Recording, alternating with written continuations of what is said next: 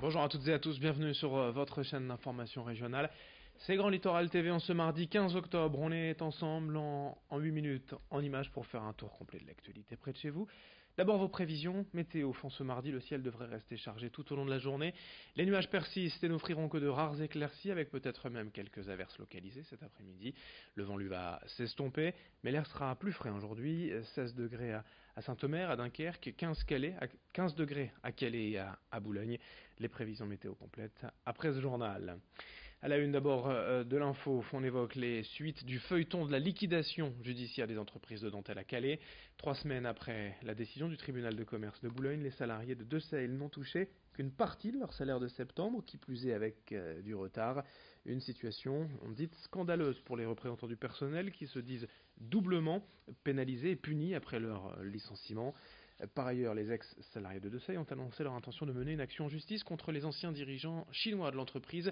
Les salariés reprochent au groupe Yongsheng de ne pas avoir suffisamment préparé le redressement judiciaire. Explication complémentaire au micro de Corentin Escaillé. En ce qui concerne le groupe Yongsheng, qui n'ont pas tenu leurs engagements, et je le répète ici, ils ont eu des aides de la région pour tenir des engagements qu'ils n'ont pas tenus au cours des 36 derniers mois. Nous, on considère qu'on ne peut pas les laisser partir comme ça et on a bien l'intention d'intenter une action en justice. On leur reproche l'abandon de l'entreprise du jour au lendemain sans avoir pu préparer leur redressement judiciaire comme ça se prépare normalement et de l'avoir fait subitement en laissant quasiment aucune chance à l'entreprise de pouvoir rebondir. Et donc on a été forcément soumis à un projet global de réunification où on était malheureusement représenté par personne puisque la direction chinoise avait abandonné l'entreprise à son triste sort. Autre information à la une, cette dramatique et macabre découverte hier sur la plage du Touquet. Selon La Voix du Nord, 2 corps sans vie ont été retrouvés par des passants, des promeneurs. Il pourrait s'agir de migrants qui auraient péri en mer en tentant de traverser la Manche. Évidemment, sur place, beaucoup de monde était choqué par cette découverte, entre la compassion, la douleur de voir ainsi, de manière impuissante, le drame des migrants se jouer sous nos yeux sur la côte d'Opale. L'actualité nationale et régionale également avec le début aujourd'hui de la campagne de vaccination contre la grippe. Cela concerne les personnes à risque, autrement dit les personnes de plus de 65 ans, les femmes enceintes, les personnes atteintes de maladies cardiovasculaires et de maladies respiratoires, ainsi que les personnes de leur entourage. L'an dernier, dans les Hauts-de-France, les pharmaciens avaient été autorisés à titre expérimental à vacciner les patients concernés. Ce dispositif censé faciliter la vaccination est maintenu cette année et même répandu à toute la France. Mais seules les personnes à risque ayant reçu un bon de la sécurité sociale par courrier peuvent en profiter. Explication complémentaire avec un pharmacien au micro de Géry Jouot de Fer. Nous avons reçu une formation parce que nous avons été l'année dernière la région expérimentale. Donc il fallait avoir déjà suivi une formation pour pouvoir vacciner l'année dernière. Et cette année, encore plus de pharmaciens auront reçu cette formation pour pouvoir vacciner. Donc ne vaccine que le pharmacien qui a été formé et qui accepte de le faire forcément. Une autre image dans l'actualité pour évoquer le plan du gouvernement pour la protection des enfants maltraités. Adrien Taquet, secrétaire d'État en charge de la question, était en visite hier dans la région pour présenter sa stratégie et sa mesure pour la période 2018-2022.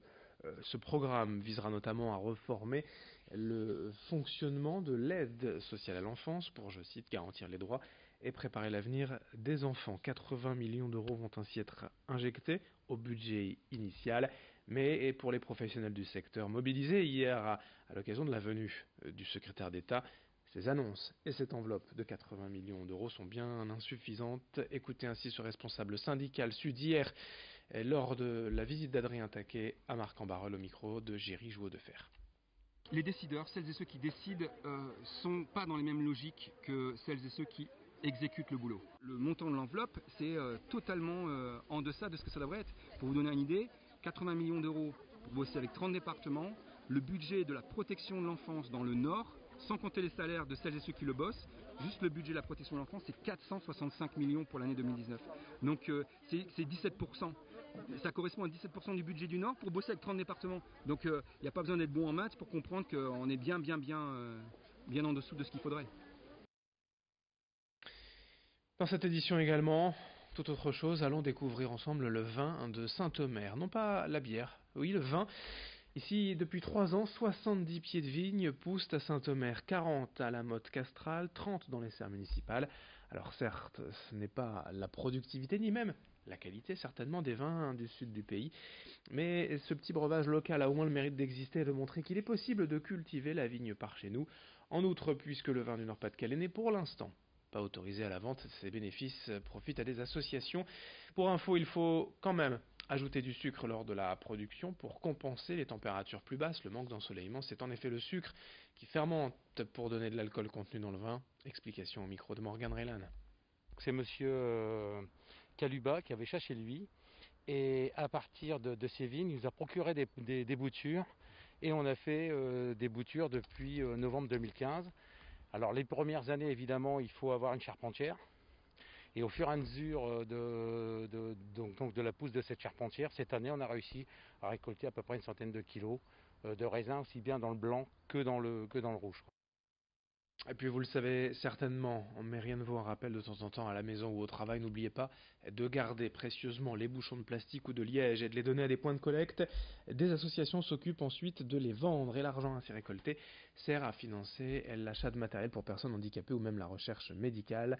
Exemple ici à Lille avec Bernadette Bondroit, retraitée de 70 ans, qui arpente chaque semaine les restaurants de la métropole lilloise pour récolter des bouchons.